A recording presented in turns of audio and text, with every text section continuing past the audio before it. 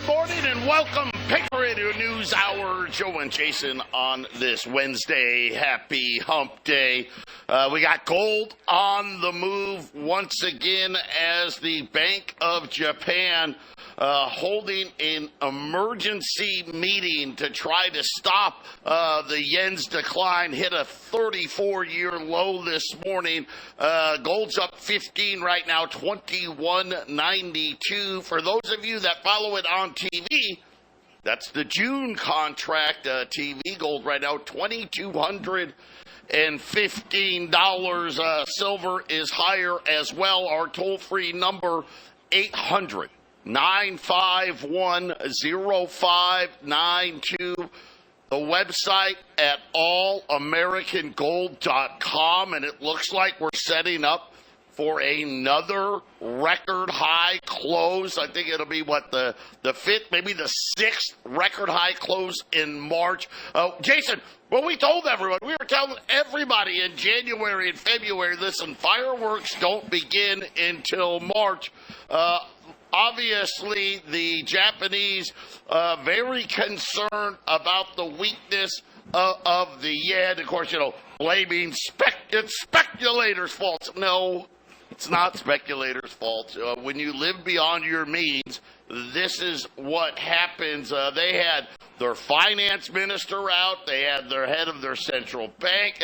Just about everybody in Japan talking about intervention in the yen to protect it from going lower. And Jason, I think this is kind of what we're going to see from all the central banks. This is why you're seeing these central banks buying all of this gold. This is why you're seeing central banks repatriate all of their gold, because this is kind of late cycle fiat money things. This is what happens, right? Because let's face it, does it really matter what the dollar is against the yen, right? Does it matter what it is against the euro? It doesn't matter.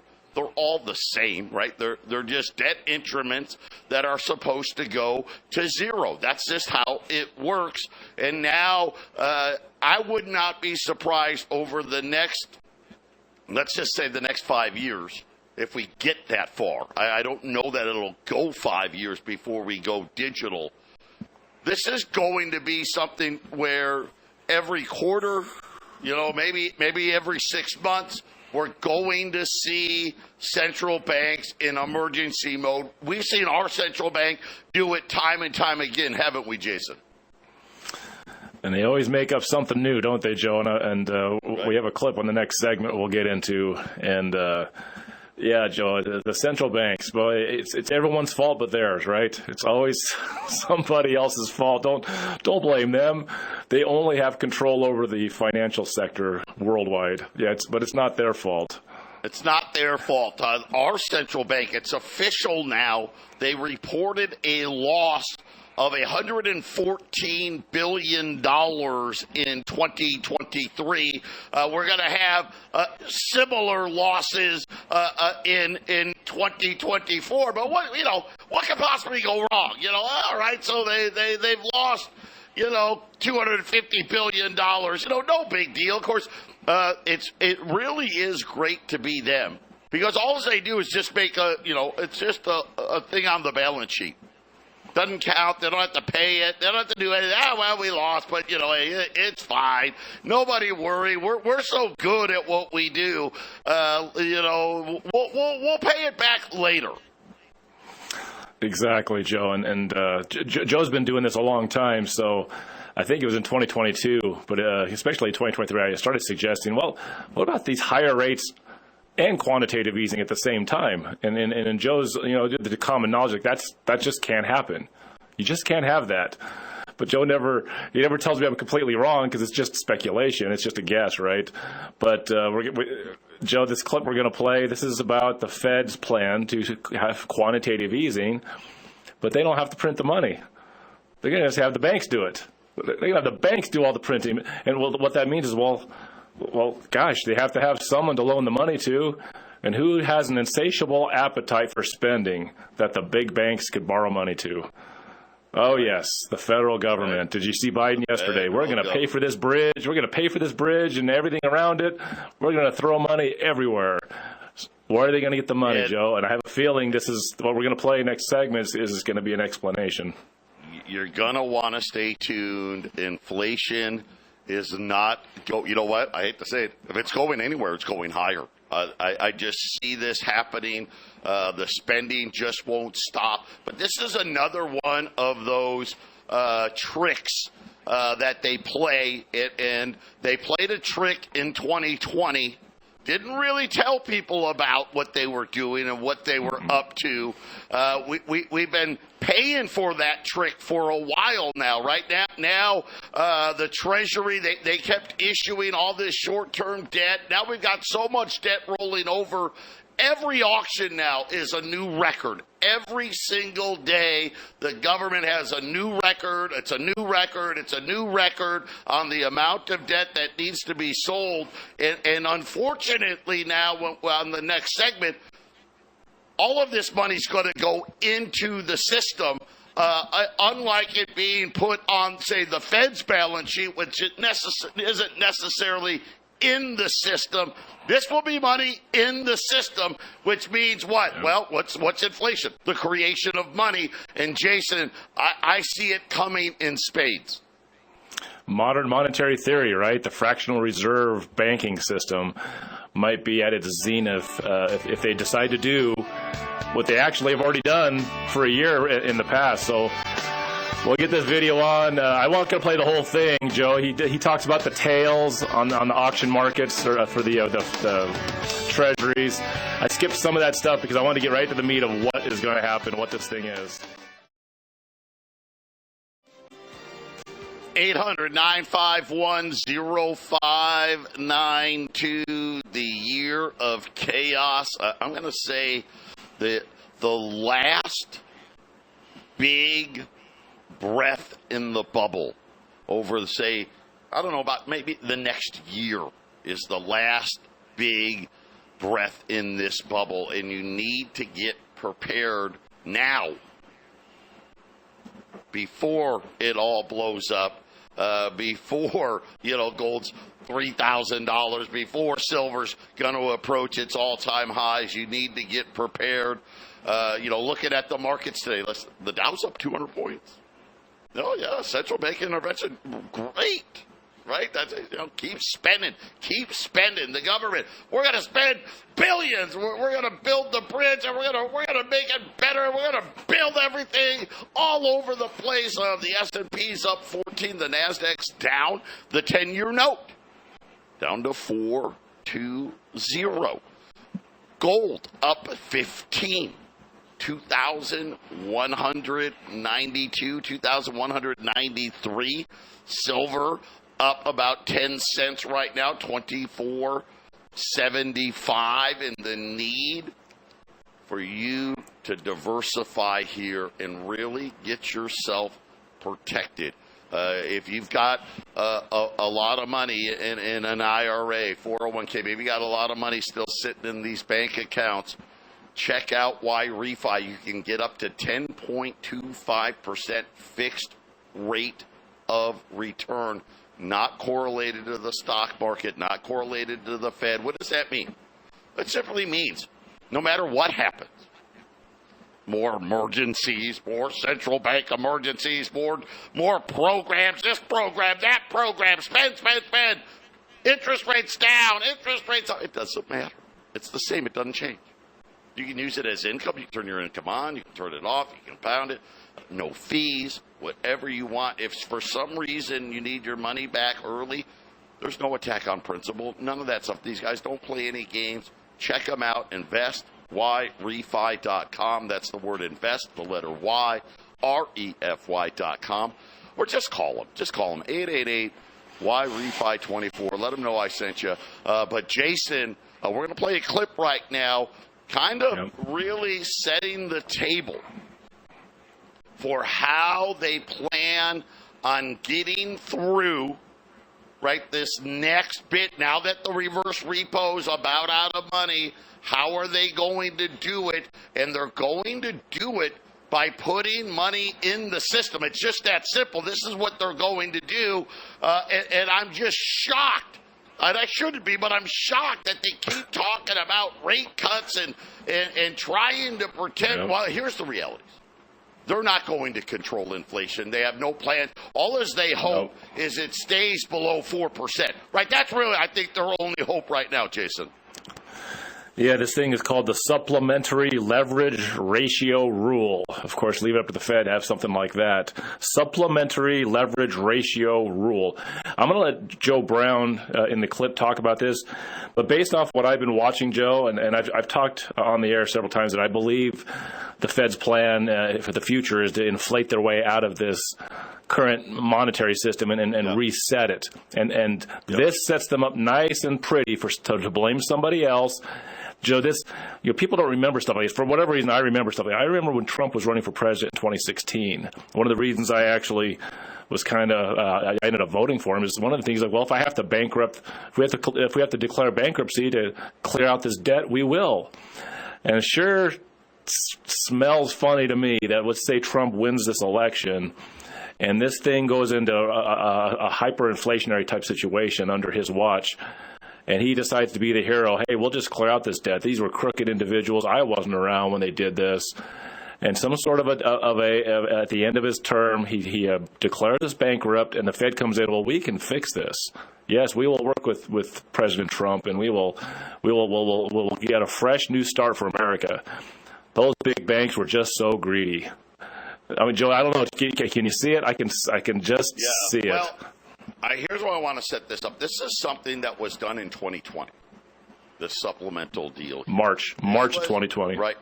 This was in direct contrast to what they did for Dodd-Frank. In other words, the central bank was already going to break the rules that they told us. Well, we fixed it, right? You know, we put these controls on these banks so they're not going to be able to do what they did last time. Essentially, at one crisis, the very next crisis, we're just kidding. Now we're going to start to see the effect of it, Jason.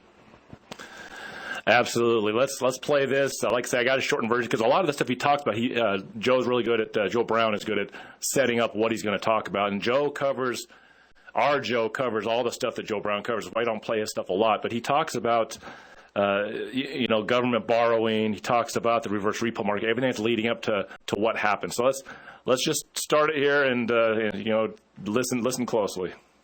The description below. Okay, so as the government borrows short-term debt, it pulls cash out of the reverse repo facility, and currently there is about $400 billion left in this facility. Within a few short months after tax time, at current government borrowing rates, they will have sucked every last dollar out of the reverse repo facility. That will leave the government forced to pay higher rates in order to attract the cash they need, until all the available cash in the system has been fully borrowed. Now, this takes us right back to the same situation that we were in 2019. Financial system drained of liquidity, banks low on reserves, and everything precariously teetering on the edge of a liquidity crisis. So what about this rule change then? Well, right now, the only thing that limits how many treasuries a bank can buy is rules imposed on those banks by the Federal Reserve. And in fact, these rules tell banks how much they can buy of any assets. Banks buy a bunch of assets. They're trying to maximize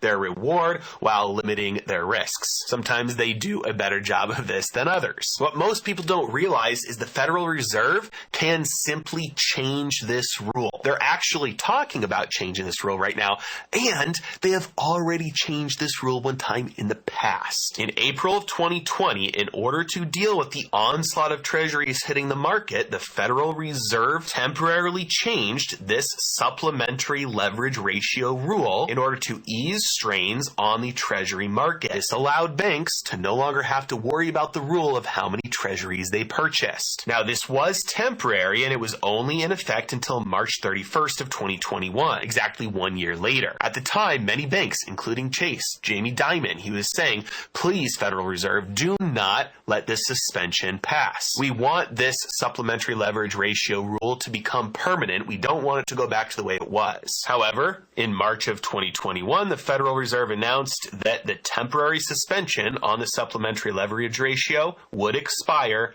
as scheduled. But if this rule change were to go into effect again, this time permanently, it would allow banks to become literally limitless purchasers of U.S. Treasuries, meaning banks, the entire banking system, would become a source of unlimited borrowing for the U.S. government. Now, I know what you're thinking. You're thinking right now, well, what about profitability? Because it's not just about the rule. Just because a bank is allowed to gorge itself on as many treasuries as it wants doesn't mean it can, because the bank can still go under, right? And you are partially right. Now, you've all heard that treasuries are considered risk-free, but what that actually means is that if you hold the treasury until maturity, you are guaranteed to get your principal plus interest back. Now, as we have all seen over the last 2 years, that is a big if, and that's exactly what led to the failure of Silicon Valley Bank and others. It didn't matter to these banks that the treasuries they were holding were considered risk-free as long as they held them to maturity. That was the problem. These banks loaded up on U.S. Treasuries when interest rates were extremely low, and then interest rates moved substantially higher. This meant their treasuries were underwater. They were at a loss. And so when customers asked for their money back,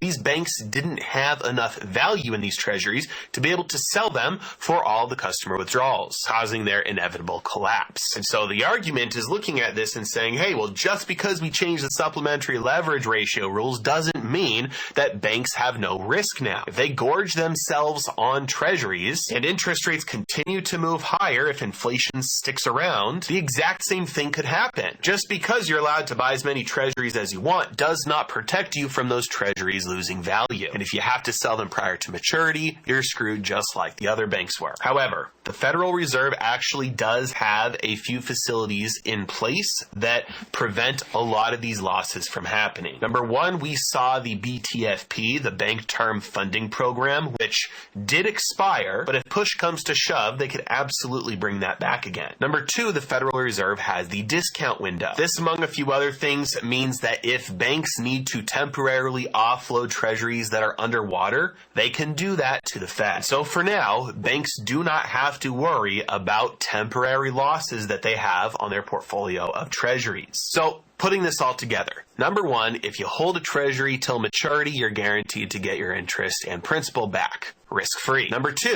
if you're a bank and you need to get rid of that treasury temporarily before maturity and it's at a loss, you don't have to worry. You can do that with the Fed, which means that number three, a simple change to the leverage rules for banks would allow them to buy literally an unlimited number of U.S. treasuries. Banks, as they always have and they always do, loan money into existence directly to the U.S. government, buying as many treasuries as they want. They keep all the upside, all the interest, and none of the risk. This is quantitative easing through the banking system. Federal Reserve's balance sheet doesn't even have to change. It can actually keep on moving down. The Fed doesn't have to have its credibility challenged. They can keep up their facade of fighting inflation, all while enabling the very thing that keeps it roaring higher. Banks printing money into existence to loan to the government by buying those treasuries, pushing the money supply and the national debt up higher, fueling inflation for the long term. This is why I am betting on more inflation for longer and positioning my long-term investments accordingly. If you like.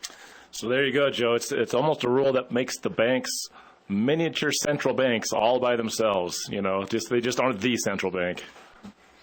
Well, and again, what he was talking about, you know, the tier 1, tier 2, tier 3 assets and certain rules in place. And all of a sudden now the Federal Reserve is talking about bringing this rule back and essentially saying to these banks, hey, soak up as many treasuries as possible. And unfortunately for us, for everybody out there, that's essentially, as Joe Brown was saying, that's quantitative easing. But the difference is when the Fed does it, it stays on their balance sheet. It doesn't get into the actual system. But when the banks do it, it's in the system, Jason. This is... I get it. Especially if they loan it to the government. Especially if they loan it to the government. What does the government want to do? Give it to everybody that's their friends, right? And this is something where, I guess as simply as I can put it, is the central bank knows, man, we can't do quantitative easing with inflation running. We don't want to. This is another tactic, a kick the can down the road tactic, and we'll deal with the consequences later.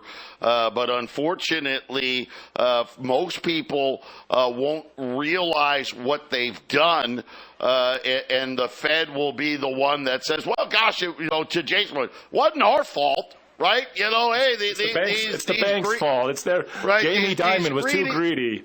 Yes, these greedy banks didn't do a good job of managing their risk. And again, I'll just say that anybody out there that thought that inflation was going to go away, you're absolutely mistaken. Because these are the policies that just tell you that we want to give the illusion that we're fighting the inflation. Because look, we're not doing quantitative easing, right? We're not doing quantitative easing. No, we're still trying to get stuff off of our balance sheet, while at the same time knowing full well that they're actually creating more inflation. Patriot Radio News Hour. We'll be back after the break. 800-951-0592. Joe and Jason on this Wednesday. It is a short week of Good Friday. The markets will be closed. The radio station in Arizona will be off. Jason and I will still be here Friday. If you want to follow us, go to 1360khnc.com. You can check it out there. And something of note here, as we're talking about all these little backdoor deals that the banks and the central banks are doing to make it appear that things are fine. And then, unfortunately, it works for a little while. They paper over it, but then we pay the price for it. Now, they haven't done it yet, but they're in serious discussions to do it, and you can understand why. Right? Look at what's going on in Japan right now. They don't need any more treasuries, right? They don't need any more treasuries. They need to get rid of treasuries, right? The Chinese, right? They need to get rid of treasuries. Their economy's sluggish. They're going to spend money. Our government, they can't help themselves but spend money. And everybody out there is trying to figure out a way to spend less dollars. This is what they're doing. Well, the Philadelphia Federal Reserve, they did a little research.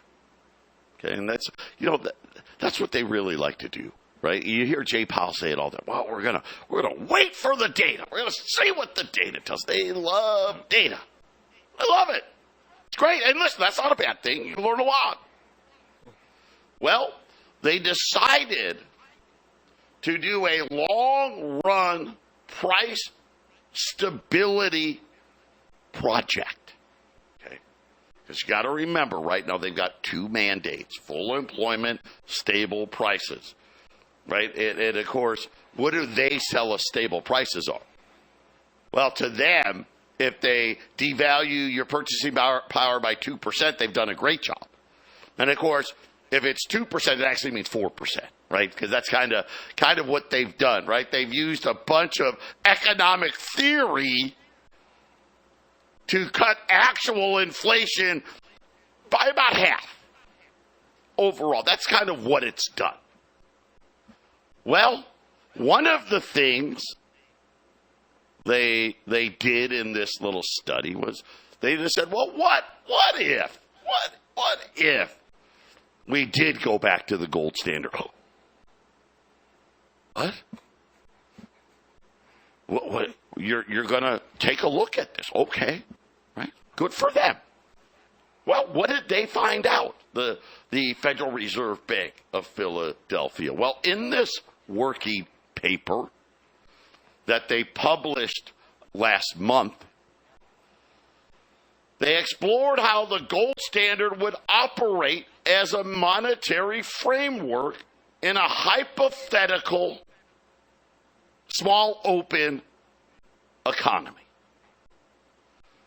And guess what they found out in this little hypothetical? The price level would consistently converge to its long-run equilibrium value. Well, what does that mean? Those are, interesting. What does long-run equilibrium value mean? Guess what? That means prices don't ever go up. Matter of fact, in this paper, inflation and deflation would merely be temporary phenomenon, just like it was before we had a central bank. This country became a superpower without the central bank. They don't want you to know that, but that's the truth. And guess what?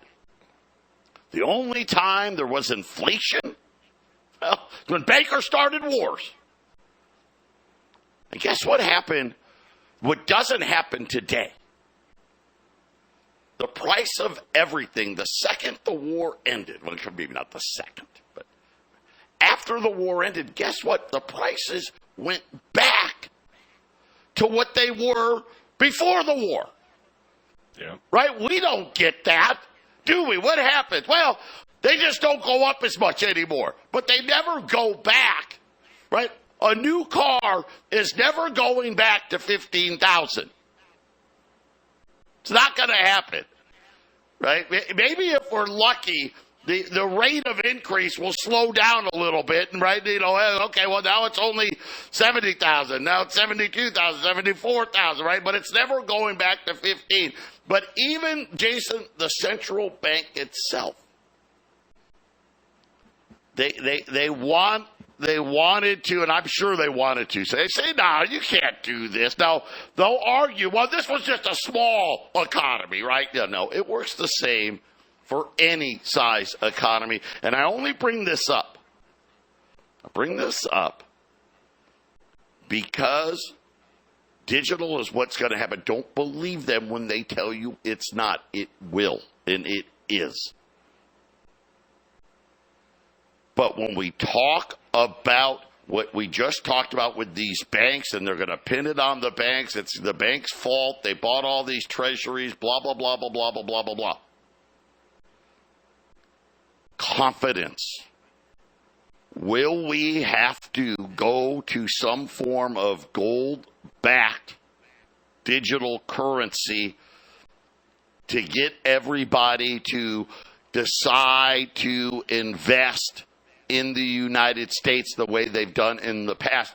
Jason, this makes it a much more distinct possibility because of the fact that inflation hasn't gone anywhere. It's coming back already. Everybody's saying there's going to be $4 gas this summer, which means in Arizona it's probably going to be like $5. Jason, very, very honest, at least, look from the Philadelphia Fed about what a gold standard does.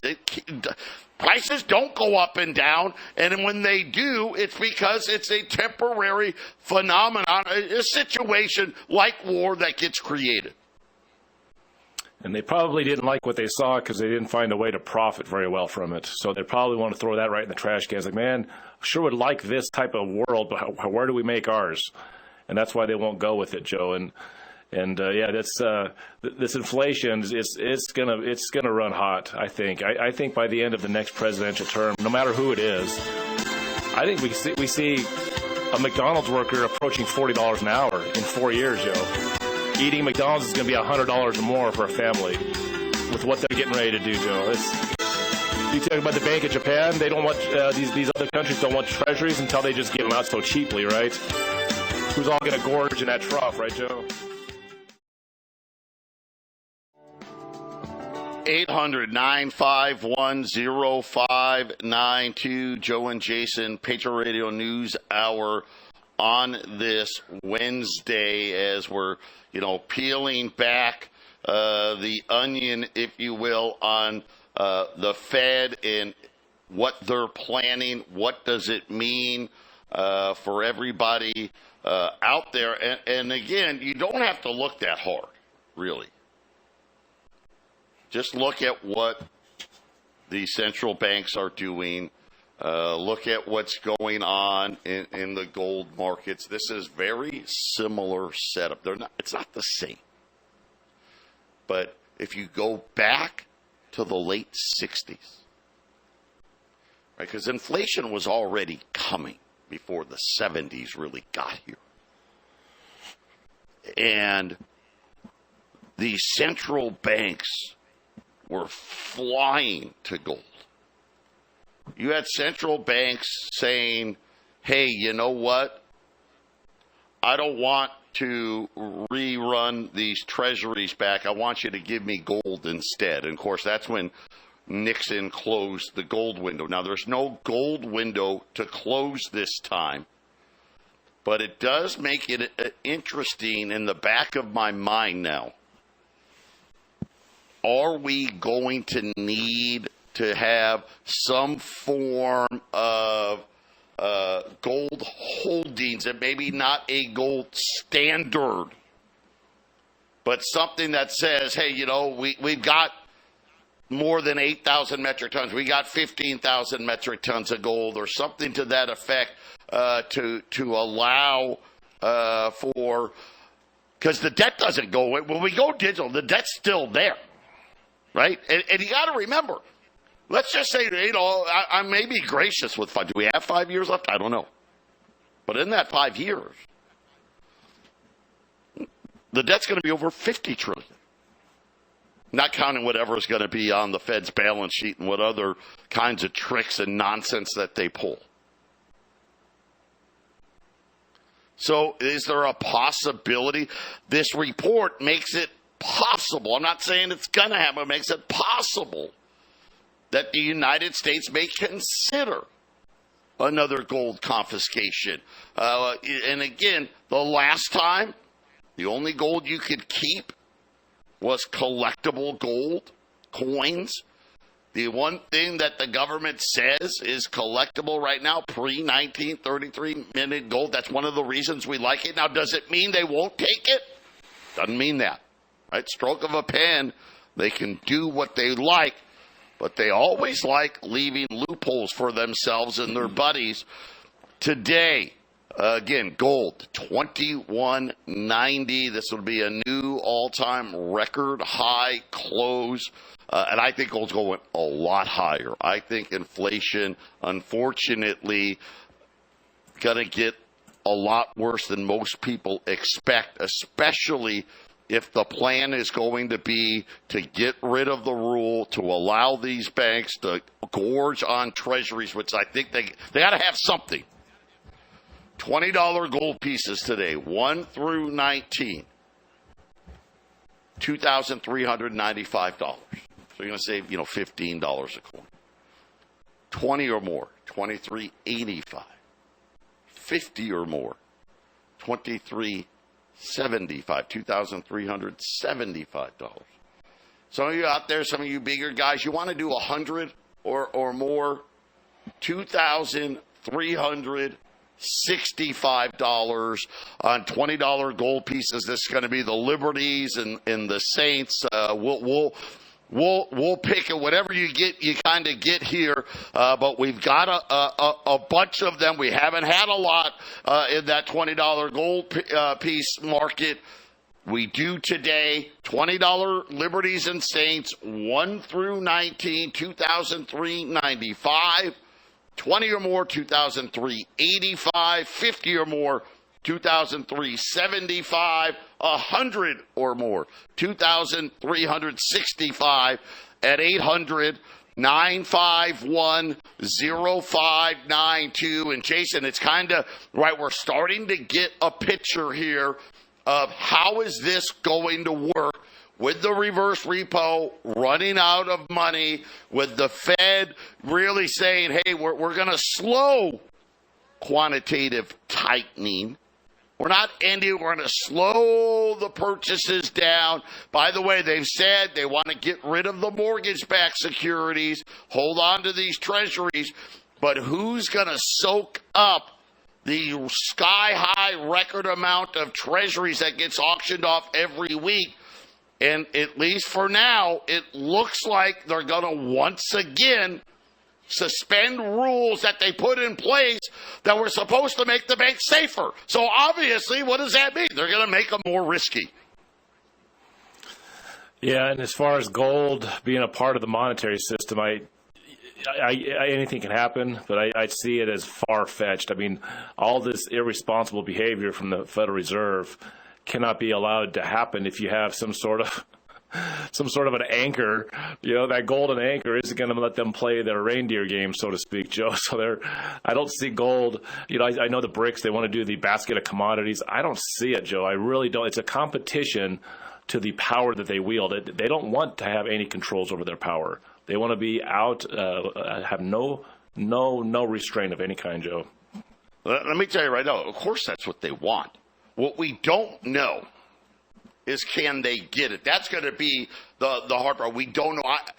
I'm like you. I still think that's a small possibility. It just depends. How much debt do we have? How much faith does the rest of the world have in wanting to buy U.S. debt? That's going to be the key. And if it gets to the point where confidence is shaken enough, do they have to do something like, obviously gold would be the answer, right? Hell, well, look, we got gold behind it to give that confidence. That's what we don't know.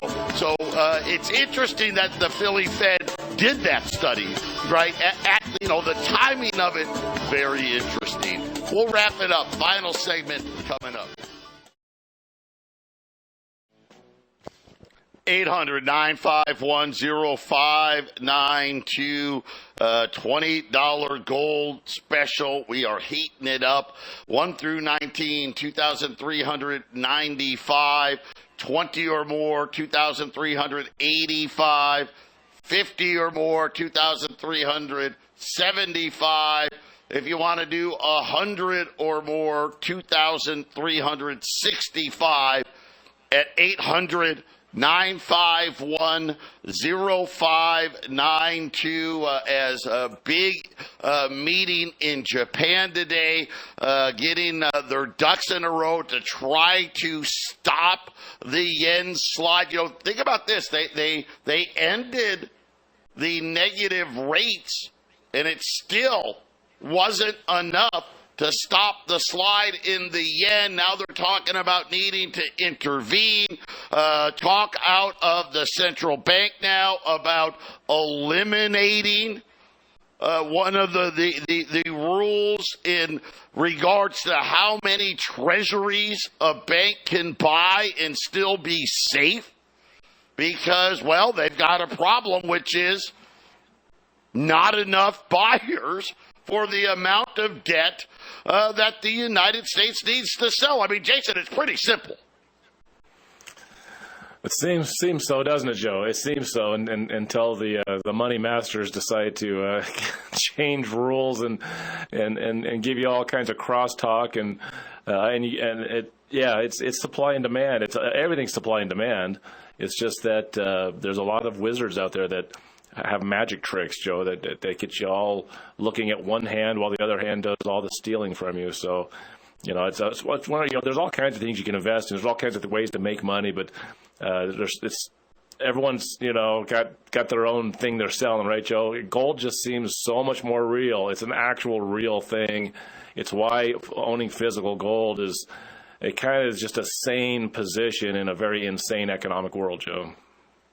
Yeah, and again, it's those things where even the central bank had to admit, man, when it comes to inflation, when it comes to deflation, both. Gold's the best. Period. Because, like I said, during the war, you would have inflation. As soon as the war ended, you had deflation, right? Because all the prices went back down. Immediately, they just went back down. And then, as soon as the nonsense was over, everything was good again. Right? You didn't have to have governments coming out the state of California. You got to pay everyone $20 an hour. And next thing you know, now you got to pay them $30 an hour and $40 an hour. You, as a business owner, how great would it be when you know every day what something's going to cost? Nothing more frustrating than being a business owner right now, because every day you just don't know what something's going to cost. You know, it's like shipping boxes. They've like tripled, right? Tape, you know, things like that. The tubes that we put the products in, right? Here, these things go up constantly. Then the taxes go up constantly. I mean, Jason, it would be so nice to have something where you didn't have to worry about that anymore. But again, how do the bankers make money in that system? And that's the problem. Yeah, it's hard to believe that people used to earn a living off, I think during World War II times, it was like 40 cents an hour. People earned a living on 40 cents an hour, you know. A decade later, $1 an hour, $2 an hour. Now $30 an hour doesn't cut it. $40 an hour is not going to cut it, right, Joe? It's inflation, and it's how those that are bankers can enrich themselves on our backs, Joe. Gold. 800-951-0592. Get that gold put away. Jason and I are coming right back with the half-empty cup.